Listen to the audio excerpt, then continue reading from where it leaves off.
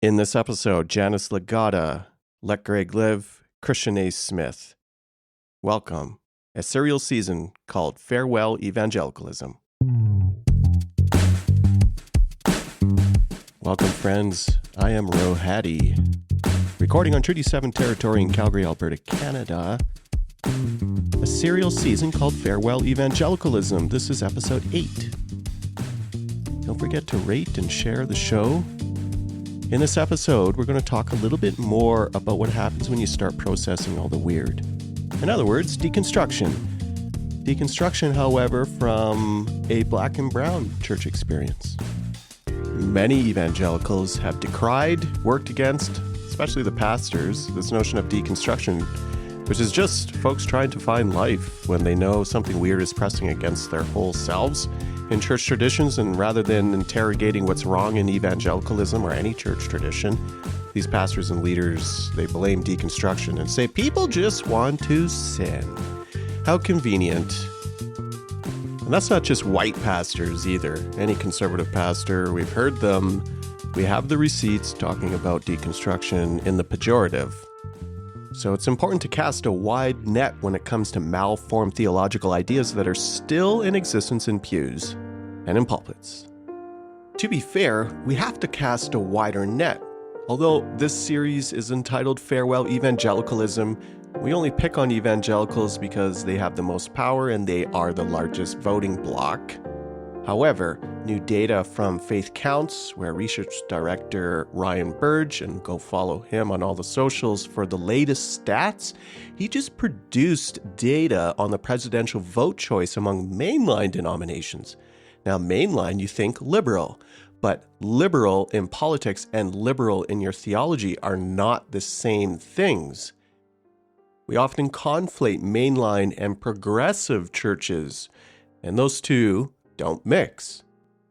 The data shows in the primary and largest mainline denominations in America, United Methodist, Evangelical Lutheran, American Baptist, Presbyterian, Episcopal, United Church of Christ, Disciples of Christ, all but the Episcopal Church have seen incremental increases and the majority of their congregants voting for the Republican candidate in presidential elections over the past 5 election cycles.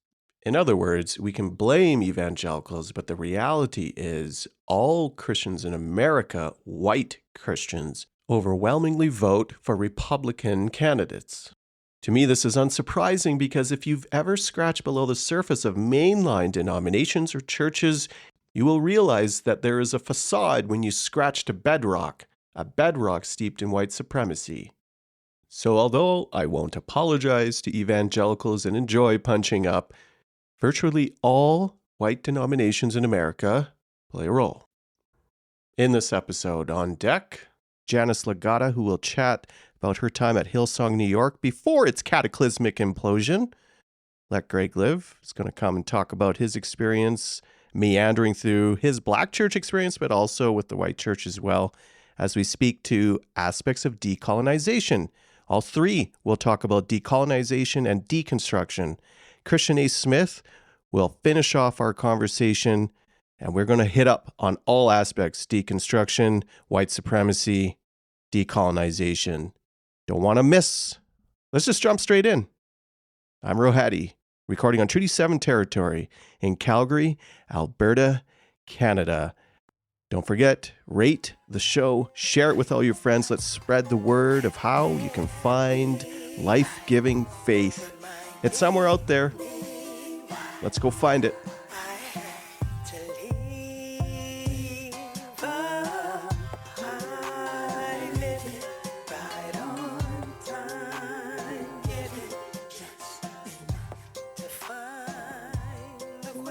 I am Janice Lagata. I am situated on the lands of Uhaviatum and Marangayam in California.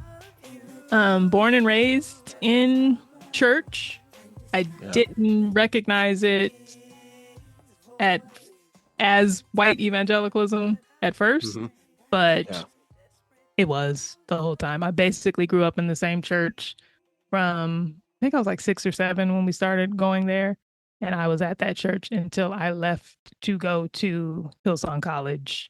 So I grew up in Riverside, California. Was part of a small Pentecostal charismatic church.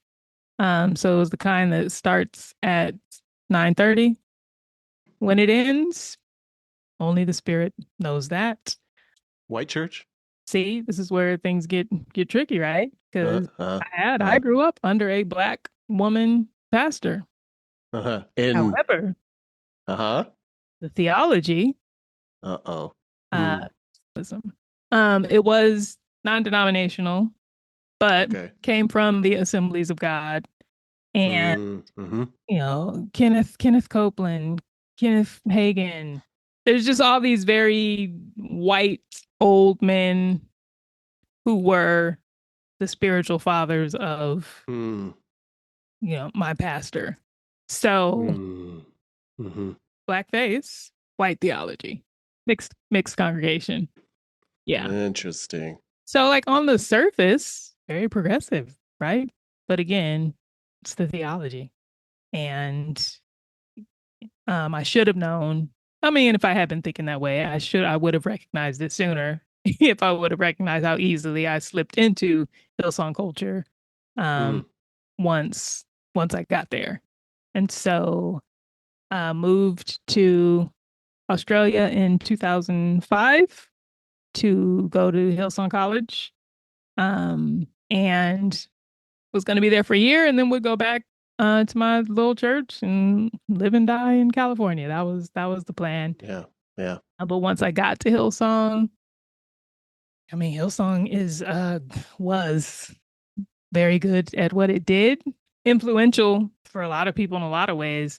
But like again, I went there for the worship music, but then once I got into the church, they were doing church the best, right? They were the top of that game too.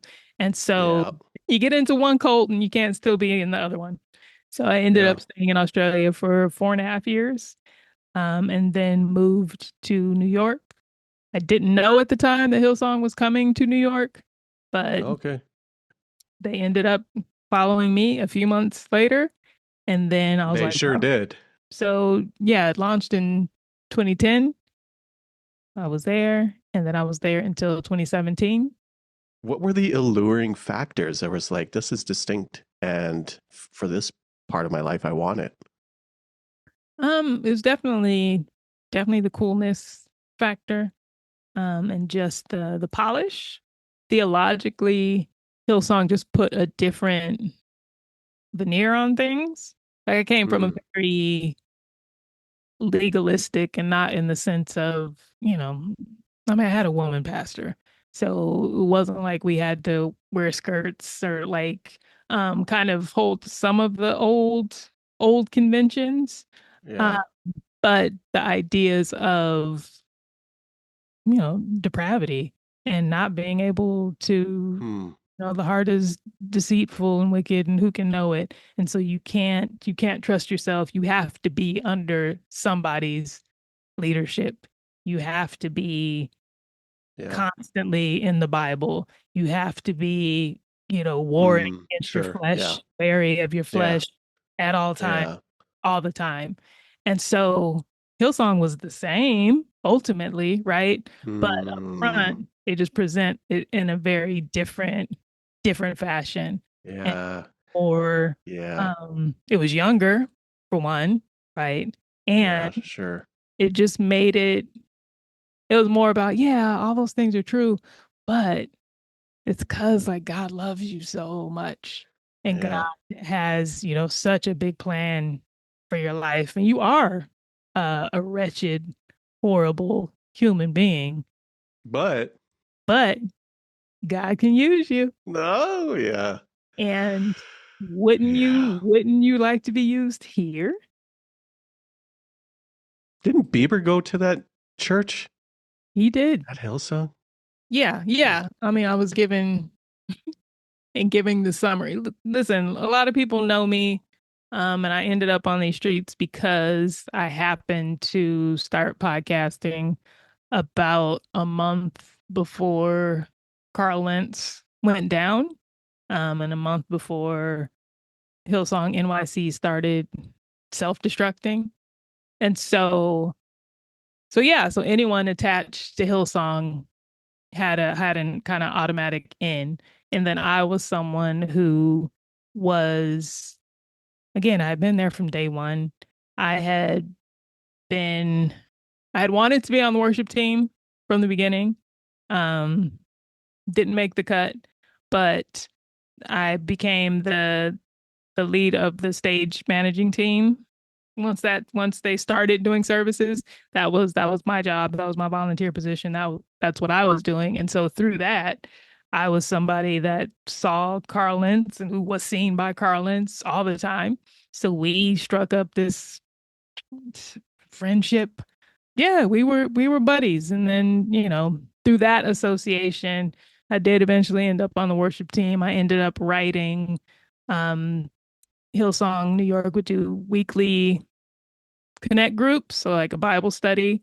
So I was writing all the studies for that. So I was basically, Hillsong New York's curriculum. That was me writing that. From that, I ended up co-writing, ghostwriting sermons for one of the associate pastors. And through all that, me and Carl are still buddies. And then when 2016 hit and Black Lives Matter and all of that was going on, then I was someone that he was talking to about those kind of issues and kind of using as a front and as a facade for progress. Doing And the work. yeah, Mm-hmm. that was me. And so a lot of the my allure in the early days was like, ooh, this was someone who knew Carl Lentz. And Carl Lentz is a big deal because he knows Justin Bieber. And yeah, Justin Bieber is going to this church and all of that. So yeah, within my 6 degrees of separation, right, there's Justin Bieber. When did the wheels start to come off? Yeah. Whew. I mean, there was several Yeah. skulls being peeled back. Yeah. And I Sure. think Yeah. maybe it was probably in 2015, maybe when I took my first kind of break from Hillsong, because the racial stuff was a thing, but like Hillsong had so many problems besides that, and had problems the whole time, right? And it's it's the little foxes that spoil the vine, right? So lots and lots of little foxes. So then in 2016, Carl wasn't there that week. I knew he wasn't going to be there. And then I was like, oh, I can't go because I don't know who's going to be up there, but I can't subject myself to whatever they're going to say Mm. about this this killing because I can't Mm. I can't trust that anyone else on this staff. Yeah. Yeah. And Carl's not doing like an He's not the object answer either. Yeah. right. And he's not But doing a great job, right? Especially not in hindsight. But he at that time was getting a lot of acclaim because he was the only, oh, here's the white pastor oh, saying Black yeah, Lives yeah. He Matter. said something. Yeah. Yeah. So he's getting all that kind of attention. So Yeah. he is Boo. he is at least saying that much, right? But I'm like, I don't know what any of these other fools are going to say, so I Mm. can't go. And so that was like the first time that I kind of mentally clocked, like, oh, I'm not safe here. Like, there's Mm. so Mm-hmm. many contingencies to me being safe, and Yeah. so that started me thinking, like, man, like the church is weird, and the church is run like a business, but I have more protections at work than I do. Yeah. Dang. Yeah. A lot of people like that. I'm having the same issues, feeling the same tensions at work, Mm. feel at Yeah. church. And it feels like that shouldn't be, Yeah. Yeah. I don't think it's supposed to be like that. Yeah. Yeah. Something ain't right here.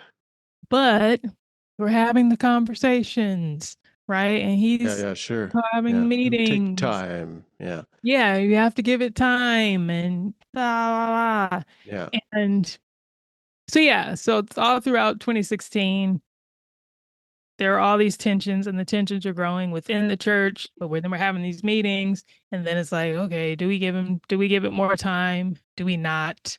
And then there was a moment I can't remember if I was coming or going from service, but it was between services, and we were out front, and there were some kids playing, and like I knew these kids, and I, kind of watched them grow up. So they're like, I don't know, like 6 and 8 at that time. Little boy and a little girl, biracial black kids. The little girl was wearing a hat, and so her brother knocked her hat off. And then I'm joking, and I'm like, oh, like you never mess with a black woman's hair. And the little girl, she goes, I'm not black, I'm brown. And I just had this moment of like, oh my gosh, like Yeah. this anti-blackness is already in there. And I'm not saying that Hillsong did this, but nothing in this place is Yeah. Would point that kid to liberation, their right. own liberation. Yeah. Right. And so I was like, ooh, I would never want to raise a kid in this Yeah. environment. And then was like, wait, I'm somebody's kid. I'm like, if this is not someplace that would be safe for a child of mine, Yeah. Yeah. this is not a place that's safe for me. I don't know how much longer I can be here. And then like I officially resigned, officially informed, powers that be, that I wasn't ever coming back in July of 2017. But the last time I was like actually kind of in church faithfully was the last weekend of that February of Black History Month, because Carl had me write and perform like a spoken word poem. So I did that. I think I'm done. Yeah. Your body was looking out for you. Said, we got to go. You'll figure it out later. Did you say that you ghost wrote sermons? Yes, I did. Did they pay you for that? They didn't pay me for any. No, get out. No. People do that. And B, you didn't get paid. You didn't get named. Mm. And blah. Like evangelicalism does so much to separate us from ourselves and from our wants, and it makes everything that we want evil, right? Like we distrust anything that we want. And so even in deconstructing, we can kind of be hard on ourselves because like, oh, well, I mean, I only deconstructed because I cared about me. And so I think a lot of people in evangelicalism now are not doing the decolonizing work that they need to be doing. And I think there's a level of shame around that because they don't want to admit that that's not why they deconstructed. Like they don't want to deal with that. Like we have like this list of best reasons to deconstruct. And we're like, oh, we'll accept that. We'll accept that. That's nice. But any reason for deconstructing is a good reason. And if you still believe in God, then I believe that God put that chink in your armor. That God made you aware of whatever the thing was that discouraged that Yeah. discouraged you, and that caused you to rethink things. And whatever that thing was, however now a few years down the road superficial or silly it may seem to you, it wasn't superficial or it wasn't silly because it was enough to get you out. And so there is something in you that is enough to get you to whatever your next step is. Listening to yourself, even when it seems silly and or superficial, that's always going to be the main component.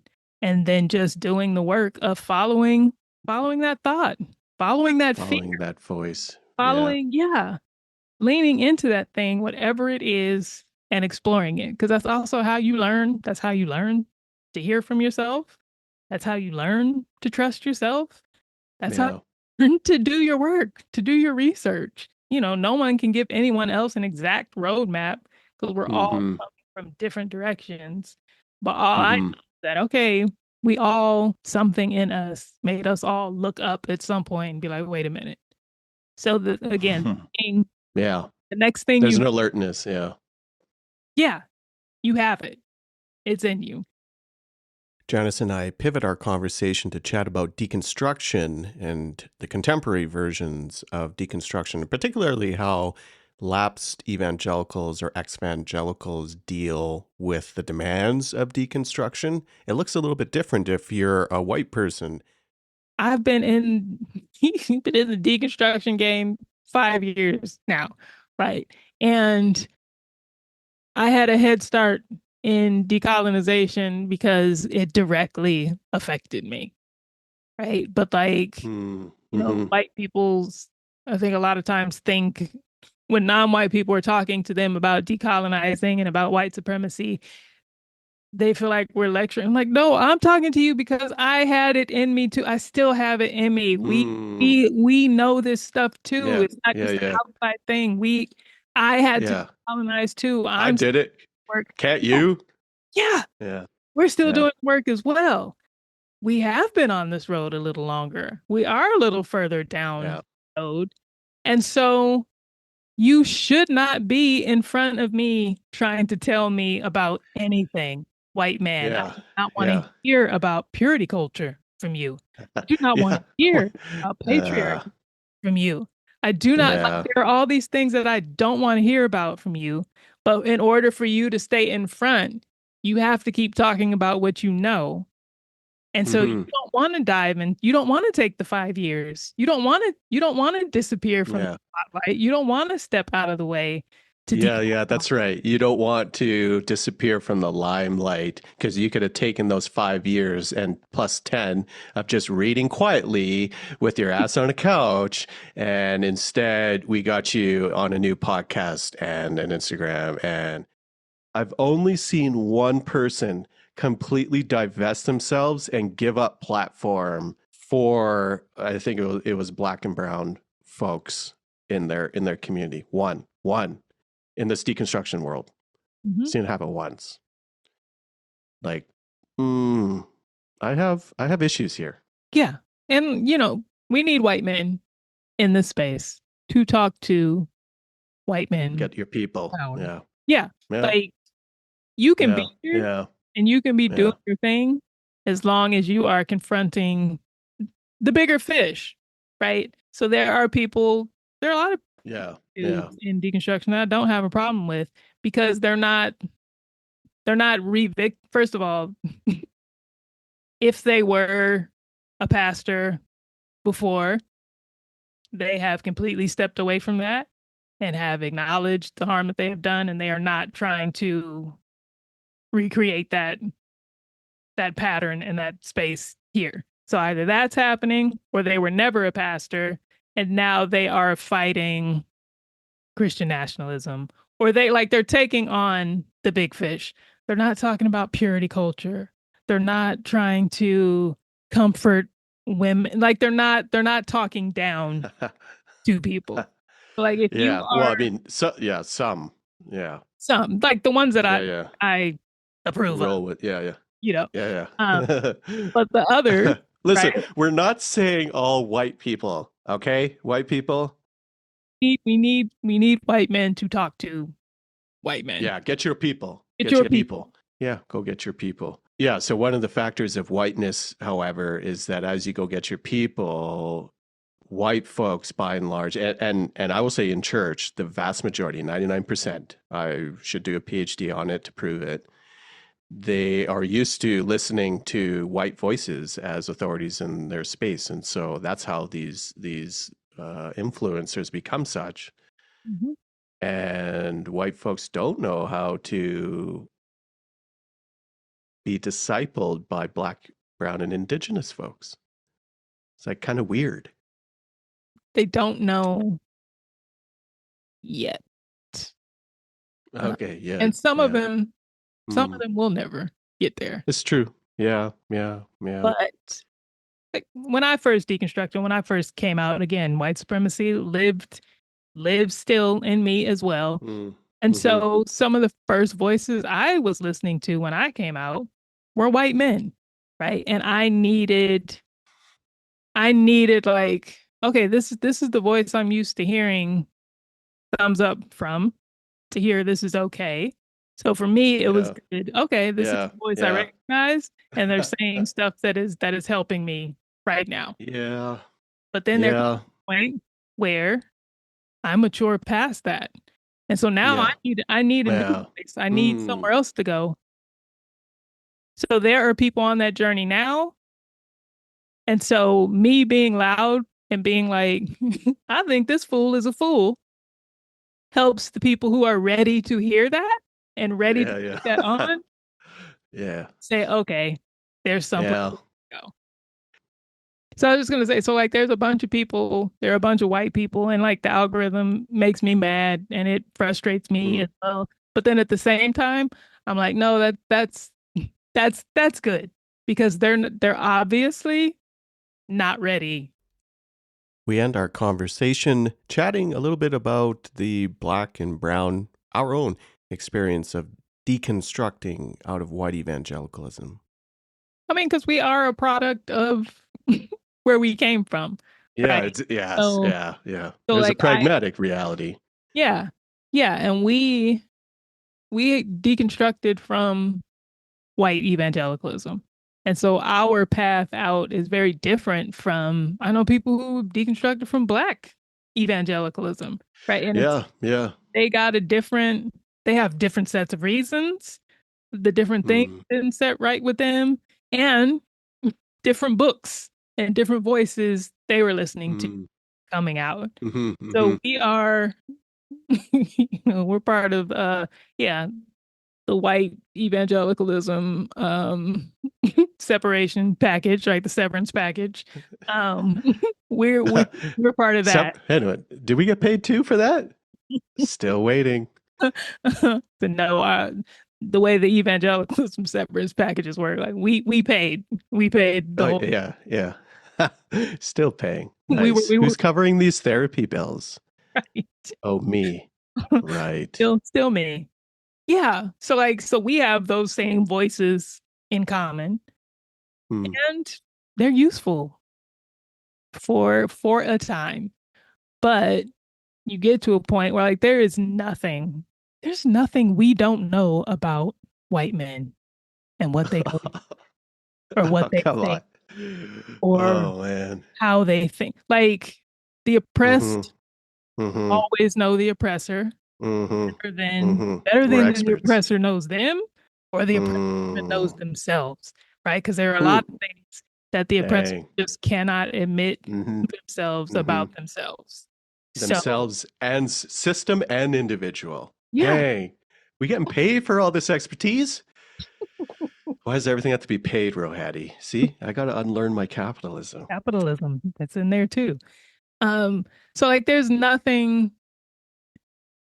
a white man can tell me. And it's Mm. crazy, right? That those are the voices still being highlighted, still Yeah. being favored. Yeah. But Yeah. again, Yeah. Mm. there's a wide market because there are a lot of people, most people coming out. They need that landing zone. They need that space. I Yeah. wish more of them would get out of there faster. Mm. But You don't have to. I don't think you have to. I think but you like can just like you can stay also there. stay there too, but stay away from me, right? Like, so I've had Yeah. to be like, no, like I'm when I'm going up against this bro evangelical, it is not because I want his followers, because I don't. Because if they're not already over here, they're not Mm. ready. And I don't want to hold your hand. Yeah. And I I don't don't know want to you. have stupid arguments with you Mm-hmm. Mm-hmm. either. So stay Protect your over peace. there. I'm not talking to you right now. Mm. But one day you're gonna hear me or hear someone differently and be like, you know what? Actually, I think I've gotten all I can get from Yeah. I this. hope so. Because Yeah. it's a very limited resource. You can only go so far, and it ain't very far Yeah. within the belly of the beast. Thank you, Janice. Her music is throughout this episode, and you can find her latest album on Spotify. Links in the show notes. The purpose behind Farewell Evangelicalism is to bring experts in the field to name these malformed pillars in the hopes that folks will leave this malformed tradition. But it's not just about white evangelicalism. There are malformed pillars in a variety of different church traditions, be it Black church traditions, Chinese, and other ethnic traditions. It's also important to bring on practitioners, folks you may have never heard from before. They don't have big social media profiles, but we want to capture the voice of people on the ground because that's our voice. My next guest is Greg, and Greg, similar to Janice, involved in worship, connected into his own Black church experience, but also trying to figure out what deconstruction looks like in that context. Adjacent to white evangelicalism, sometimes in, but also adjacent to his Black church tradition. I asked him a little bit about the language he uses because he does include deconstruction and decolonizing as terms in his podcast. Definitely have baggage. They do intersect in different ways. I think the deconstruction is the first step. I think the deconstruction is you just sitting back and wondering. Because a part of my deconstruction was reading James Stone. Mm. Because I had never read or knew anything about James Stone, never heard of womanist theology. All these beautiful theologies formulated by Black people that I had never even heard of. And so learning about those and exploring those for me was the deconstruction piece. Just kind of beginning to question. That's a deconstruction. And so the decolonization comes into play when you begin to kind of undo what white supremacy has taught you. And when you begin to embrace thoughts, whether they be ancestral thoughts, indigenous thoughts, and you begin to realize that all these things are very beautiful and they have their place, and they are not to be demonized based upon what European settlers were teaching people at any given time. Because another part for me of the decolonization is realizing that God is bigger than Christianity. Ooh, and okay. that's something that's a conversation I've had with my father and other, seminarian friends multiple times. Just beginning to realize that our imaginations are much too small when it comes to God. Mm-hmm. What was the church tradition you grew up in? Or I'm assuming that you grew up in the church. Yeah, Dad was a pastor, so you were right to assume. It was the CME Church. So that's a historically Black Christian denomination. Okay. And he got his own church when I was 9 years old in a small town in Arkansas. And yeah, and I've served in different spaces, church spaces outside of the CME Church, but that was my foundation growing up under my father and his ministry. Once I became an adult and started working in different spaces, I served in Presbyterian churches. I worked in different, like more charismatic spaces as well. So I've kind of run the gamut. I even played piano at a Catholic mass for several months. Yeah, I've had a diverse array of experiences when it comes to church. I posed that question to Greg because deconstruction is generally referring to a white experience out of white, usually evangelicalism. I've heard other BIPOC folks say they're reticent to use the term, and for good reason, because it doesn't reflect our experience, which is partially true. I asked Greg for his thoughts on whether it's a term worth reclaiming. That's a good question. I think about the commentary of different theologians that I respect as it relates to deconstruction, and unfortunately, I do think it's steeped in whiteness. Just like a lot of things are, most things in the world are. But I still think that for a person's own personal journey, where they are, the terms can serve some value. Just like some people think that Christianity has no place. But I think about um, my beautiful Black ancestors who used Christianity as a tool of liberation and not a tool of oppression. So I don't ever think that Christianity won't have a place for me personally. And I think the same is true for certain terms like deconstruction, decolonization. I think they serve a purpose for each individual. And so I think it's a very personal thing. I just know that for me, the decolonization is where I kind of land. Yeah. At this point, anyway, just because I've kind of done all the questionings, like, I've come to my own conclusions about things. And so now it's just it's just a journey, a continuous journey. Yeah. And that's what faith is to me anyway. It's a journey. It's not a destination. It's an ongoing journey. Like we hear that a lot for other things. It's along the journey. You're on the journey. It's always a journey. But one of the pieces of deconstruction, I feel, especially when it comes out of theological whiteness or even whiteness in general culturally, is that it's trying to land at a finite point. And there's a reach for answers, you know what I mean? Like we have arrived and answers versus like other folks. And I want to say BIPOC folks. I think there's something to say about folks on the margins, bodies on the margins that have been pushed to the margins that just have a different notion of how to conduct life in that you are always becoming versus trying to find the answers to arrive.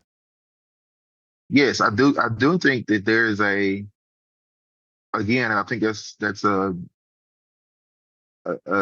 longing that's very rooted in whiteness, white evangelicalism, just this need for objectivity, this need for certainty. We've got to know the answers. We've got to have it right. We've got to have it all figured out. Yeah. Versus just embracing the mystery of God and letting that be what it is. And just kind of resting in it and not feeling like you have to know everything because you can't possibly know everything. And no one has all the answers. So it's kind of ludicrous to pretend that you do. But yeah, I think it's just it's an ongoing thing. I most certainly feel like it. Yeah, I wonder, although I couldn't connect the dots this way, but I wonder in what manner there are folks who have approached a deconstruction journey and have wound up pretty quickly deconverting, just like losing faith altogether. And part of that I see is not being able to hold uncertainty, or you use the word, which is a way better word, not being able to hold mystery with an open hand. I think it can very quickly become just this reiteration of fundamentalism when you think that deconverting is the only acceptable way to move forward. It's the same thing, just dressed up differently. And so I try to be mindful of not policing people's faith journey and not policing the answers that they come to, whether it leads to deconversion or not. If for me, for Greg, if it leads to deconversion, I applaud you. And if it doesn't, I applaud. Yeah. I applaud you for continuing to seek and grow in knowledge and stature, as the Bible mentions Jesus did in Luke. Either way, it's like I commend people for leaving a toxic job or sticking through it and you do something else later on in life. Like I don't ever want to feel like I'm boxed in or that I'm boxing someone else in to this rigid way of being, existing, or thinking. Yeah. I mean, if you got to go, you got to go. I'm not going to tell you otherwise, but like connecting the dots of the deconstruction journey for so many is and that's where they end. They don't go into a decolonial divestment from white supremacy, is that you just retain these pieces of whiteness, such as certainties, such as not dealing with your hurt, not addressing patriarchy or other foundations, and you get stuck. When you see worldview is so tiny, you had mentioned off of the hop that you have come to a place where God is bigger than Christianity. You said that. Mm-hmm. Unpack that. What I mean by that is whatever your belief of God is, whether you believe God is a being in the sky, whether you believe God is in everything and all around us, whatever your belief of God is, that belief of God, knowing who God is not exclusive to any one religion or any particular spiritual identity. Because, I was always taught that God couldn't be boxed in, but yet and still, here we are trying to box God in all the time. Mm-hmm. So God is beyond notions of gender, all the things that humans would try to craft to contain God. Yeah. God is beyond our traditions. Yeah. God our is theologies, our doctrines. Absolutely. Because, it's interesting because I was just on, I listen to the Bible for Normal People. I love that podcast. I follow their Instagram page, and I'm always amazed at the people who engage in the comment section, who push back on what the videos are saying. And I'm not, you and I both know that Bible scholars disagree often, but this is something that these people have studied and are experts in versus someone, the average person is just, you go to church every week and that's it. Yeah.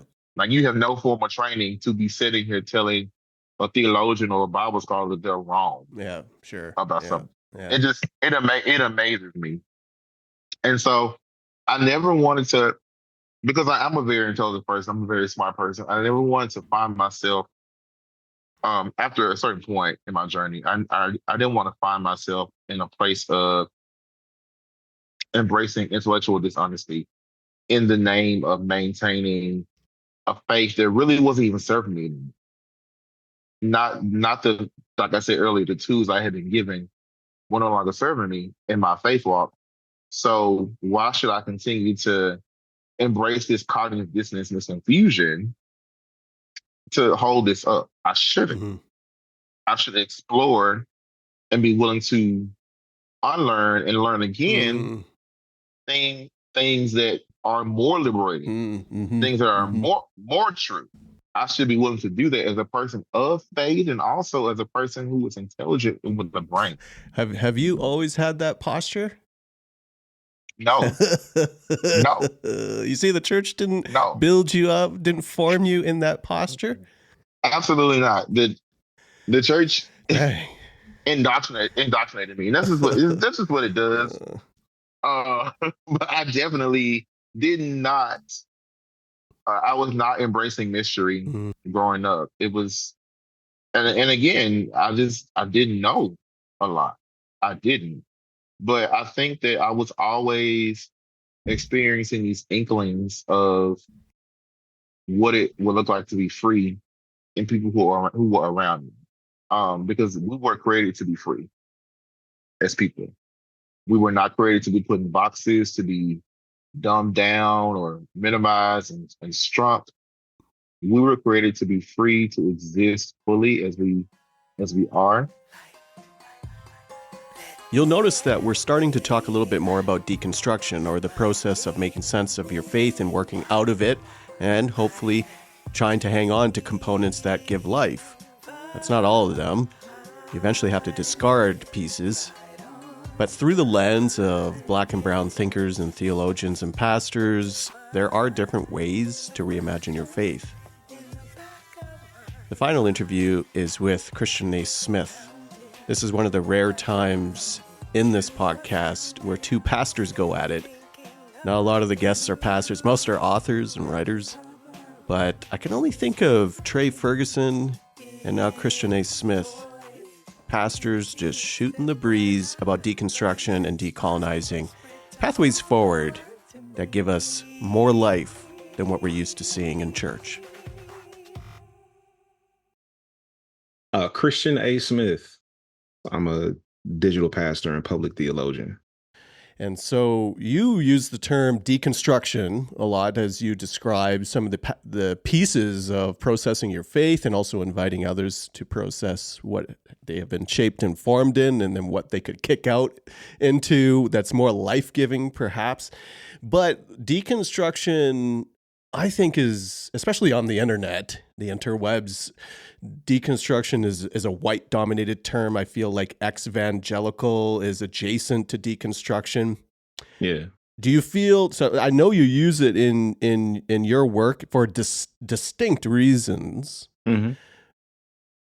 Do you do that as a kind of reclamation, or is it just describing a very real component of deconstructing your faith formation, which is rooted in Black church tradition? You know, it's interesting. My use of the term deconstruction really has nothing to do with spirituality or faith. It has everything to do with the fact that I'm a marketer. Okay. Right. So you threw me for a loop there. Let's go. Let's go. Yeah. So when you don't have language for who you are, it's very difficult to tell people, well, this is who I am. This is what I do. And to this day, it's difficult for me to do that. So as we were finding our footing as a ministry, the people that I'm called to serve don't gather anywhere together. Like they're scattered everywhere. So I had to find a term that would be like that dog whistle of like, okay. So if I use the term deconstruction, that'll at least raise people's antenna to see, okay, what is this all about? Because deconstruction was the only term that I could see that was being used by people in this space. Mm-hmm. So I just latched onto it because I also noticed that most of the people using the term deconstruction were white. And white spirituality and Black spirituality are two totally different experiences. Yeah. Right. So I noticed that in a lot of the predominantly white deconstruction spaces, it was much more of an intellectual project. But Black people don't engage their faith intellectually. That we primarily engage our faith emotionally. So there's an emotional connection that Black people have to our faith. And I wanted to tap into that unique Black experience because there were a lot of Black people, and still a lot of Black people, who are scattered, because I'm not well known like that, but a lot of Black people who are scattered in these spaces where they don't really have a home. So I wanted to create a space that centers the experience of Black people who are deconstructing, because that's a vastly different experience. We have a session that we do at the faith community called Day One, where it's like an introduction to disruption. So we go through kind of like the framework of the ministry, what grounds the work that we do. And in this session, people share their experiences. And there was one session in particular where there were probably about 12 to 15 people there. And one of them was a white young lady who was listening to these different Black people in the room share their experiences of church and faith and spirituality. And we all talked about a feeling of connection that we had, how we felt the spirit in our bodies. Like, and it's something that you can't fully explain. You just know it when you feel it. You know, that's just like a shared experience that most Black church folk have. And she said in the meeting, she said, it's so interesting listening to you all talk about your faith experiences, because I can't relate at all. I've never felt what you all feel.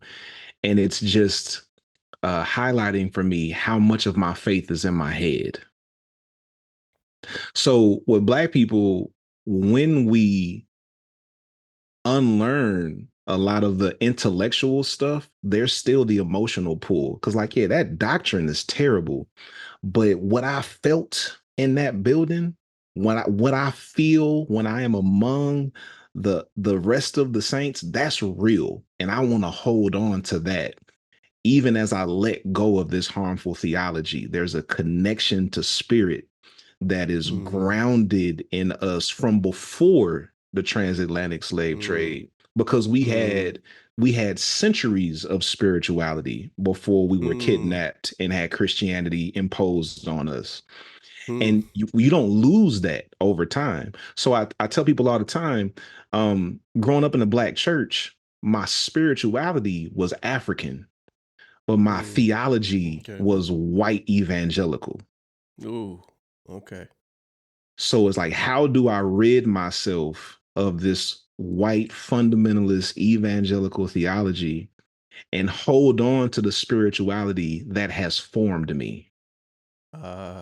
And that's where a lot of Black people are in deconstruction. Now, granted, there are a lot of Black people who also say, I don't want to have anything to do with it. And I totally respect that. And some people need to go that route. But for the people who still want to have some type of connection to the community of faith and that spirituality, then we're a landing place for a lot of those people. So what does the deconstruction component look like? Or maybe the question is, what are you deconstructing out of formation-wise from your Black church tradition? It's hard to separate how much of it is residue of European colonialism and how much of embedded. And how much of it did we how much of this toxicity did we have before European colonialism? Because one of the things about European colonialism is it strips you of your heritage. So I don't know exactly what faith tradition my ancestors come from. I don't know exactly, did my ancestors come from a matriarchal culture or was it patriarchal? So did my ancestors come from a culture that was affirming of what we would call LGBTQ plus people? Because all of this has existed in Africa for generations and generations, and European colonialism put a stop to a lot of that. So it's difficult to parse out how much of it we already had and how much of it is strictly European colonialism. It's like we have embraced the homophobia of European colonialism, and it's like ours. We like taking it and owned it to the extent that we're more homophobic than a lot of white spaces. Because you get a lot of Black church kids who identify as queer who have to leave the Black church because they're too queer for the Black church. And then they'll go find a progressive white church and be accepted in their queer identity until there's a Black issue and they find out they're too Black for the white church. Now, there are other malformed pillars that are worth mentioning in church traditions. I asked Kristian about them. One thing that we really unpack that I am sure transcends European colonialism, and that's the patriarchy. Right. Okay. So the women's equity piece is really important. And in a lot of Black church spaces, it's so heavily patriarchal. And it takes a lot of work to undo that. And then another thing that I know, okay, here's a really big one in the Black church tradition that I spend a lot of time unpacking: our perspective on forgiveness. Okay. Because Black people in America who are descendants of slaves were given a theology intended to pacify us. And the forgiveness that we were taught was forced. So it doesn't matter what anybody does to you, you got to forgive them. And they boil it down to a statement of forgiveness rather than a process of forgiveness. So it's like you got to make the statement and it's done when you make the statement. But really, forgiveness is way more than that. And we were taught forgiveness in a way that benefits the perpetrator and not the victim. Yeah. Ooh. And we continue to perpetuate that over time. So that's like one really big thing that I see specifically in the Black church, because our forgiveness as Black people in America has been a hot commodity for generations. It's exploited at every turn. It's been commodified. Yeah. Yes. Yeah, we're supposed to forgive everybody for everything. So Dylan Roof walks into Mother Emanuel and slaughters those people, and the next week they in the courtroom saying, "We forgive you." Yes, How? and the way that media just ate that up. Absolutely, they jumped all over it. Oh, the Black church members forgave Dylan Roof. So important. This is what it's all about. No, it's not. That's how we stay in these damn cycles of oppression, because we're forgiving people that are actively harming us. And that you can't do that. You can't forgive somebody while they're actively harming you. Yeah. So that's one of those things that we have to unlearn as Black church folk.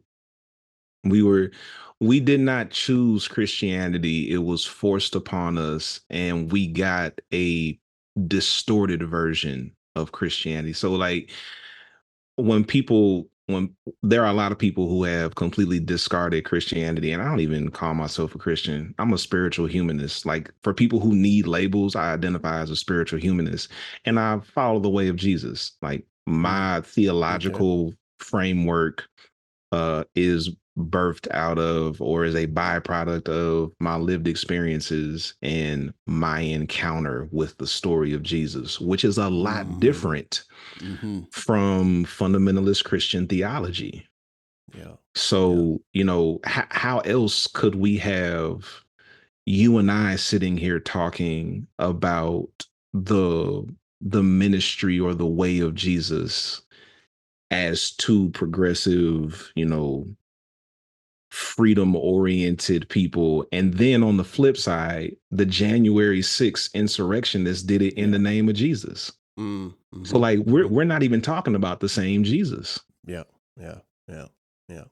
You were sharing about reclamation of identity, and what do you do when you do not know your people, your ancestors, your traditions? And so what that does is it makes the process of decolonizing one's faith different, maybe even more difficult. That you don't know your ancestors, what type of culture, how did they not merely live, but you named did they organize in a patriarchal fashion? Was it the matriarchs who were in charge? So in practice today, when you think of, and maybe first like name whether you use terms like decolonizing, but when it comes to finding decolonial ways of moving forward in faith, when you don't have those pieces of your ancestors, who and what do you appeal to as your source for new foundations? And yes, you know, Jesus is the answer to all these things, but we're looking for some more pieces. Yeah, lived experience is where I hang my hat. One rule that we have in our community of faith is that we honor each other's lived experiences, and we don't uplift theory or doctrine above what people have actually lived. So in our community, if your theory or your doctrine contradicts someone's lived experience, then we challenge you to take that as an opportunity to learn from what they have lived. Because for too long, our doctrines and theologies have been promoted at the expense of our lived experiences, at the neglect of our lived experiences. So I really, really ground a whole lot of my theology in lived experience. Going back ancestrally, I guess, if that's a word, I'll start with my immediate ancestors. You know, my parents, my grandparents, my dad is an ancestor. Yeah, those that I know. Yeah. And then I know more, well, I am almost sure that my ancestry goes back to West Africa. So I look at some of the spiritual practices in those areas, right? So like Yoruba spirituality or, Igbo, there are these different cultures within West Africa. I don't know which one I come from, but I'm gonna tell you what really, really helped me in this age of social media is being able to see Africans in real time and how they worship, how they praise, how they commune, how they gather, and how similar that is to us here. It's like, oh yeah, we related, right? Because I can watch Africans worship in the bush. I'm talking about like still tribal Africans, and their worship experiences look just like ours. So it's like, oh, we probably were in the same tribe or like neighboring tribes or something like that, because that's a cultural experience. You're singing the same song. Yeah, absolutely. And do you mean worship as generally worship, not a Christian form of worship? Right, yeah, not Christian. I'm talking about like in the bush. I'm talking about tribal Africans, like the way they dance in their ceremonies and rituals. There's something cool. There's something called a ring shout, right? So growing up in the Black church, when somebody would like catch the spirit and start dancing and shouting and all of that stuff, in some churches the ushers would come together and you get like 2 or 3 ushers and they would hold hands and create a ring around the person to kind of, when I was growing up, I thought it was like just to keep them contained, not understanding the ring shout goes all the way back to our African heritage. So I see these connections between all of that. And then also understanding the importance of women and matriarchs in African spirituality, like the root workers. And and we now, in our context in America, the practice of hoodoo is like this combination of ancestral West African practices and Christianity. So we like incorporated that when we got here. But unfortunately, white supremacy is so effective that it has the Black church demonizing African spirituality, when the Black church wouldn't be the Black church without African spirituality. Dang. Shucks, man.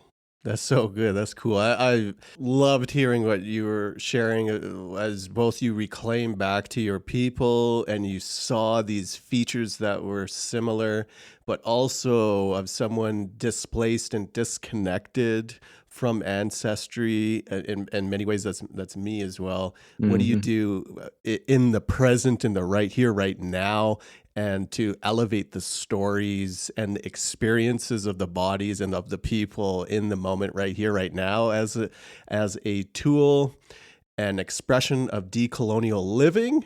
That's like, oh yeah, there's so many similarities to our own ministry and just how we live. Decolonizing is just as important for non-Black people too.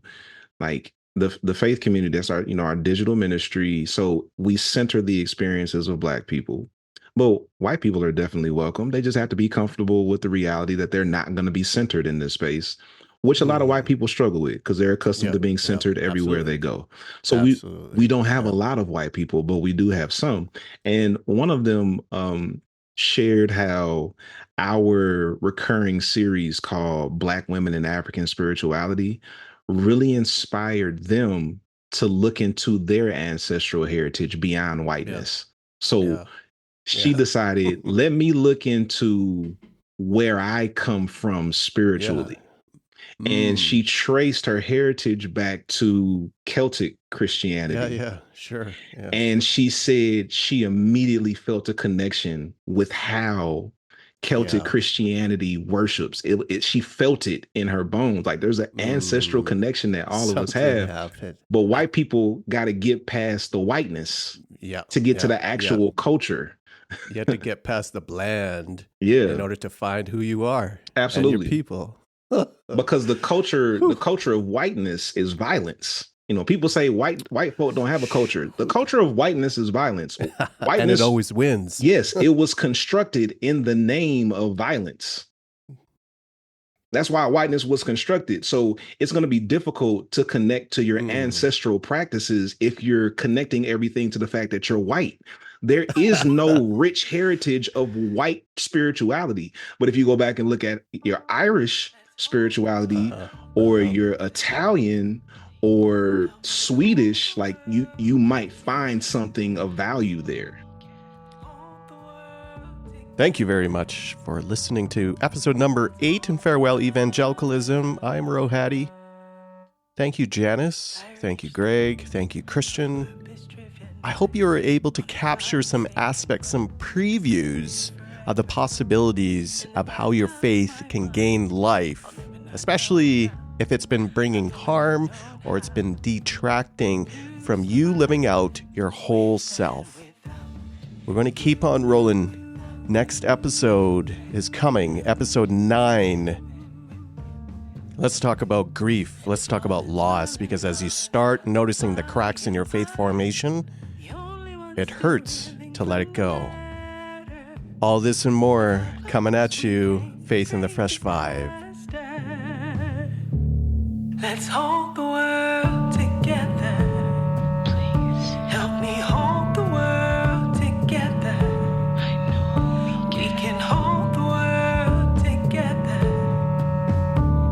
Let's hold the world.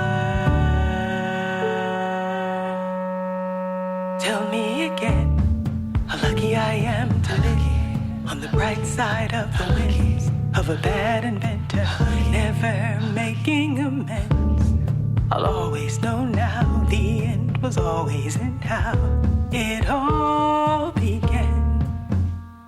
And if all ends well in love, why am I the only one still dying for an answer? Some other way to hold off this disaster. Let's hold the world.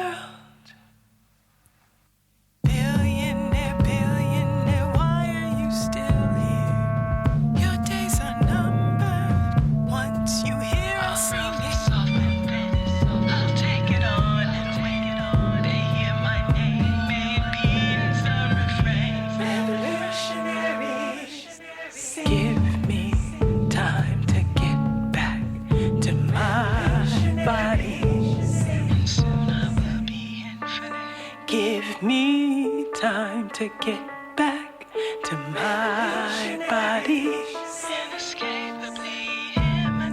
Give me time to get back to my body. Give me time to get back to my body. Let's hold the world together, please. Let's hold the world.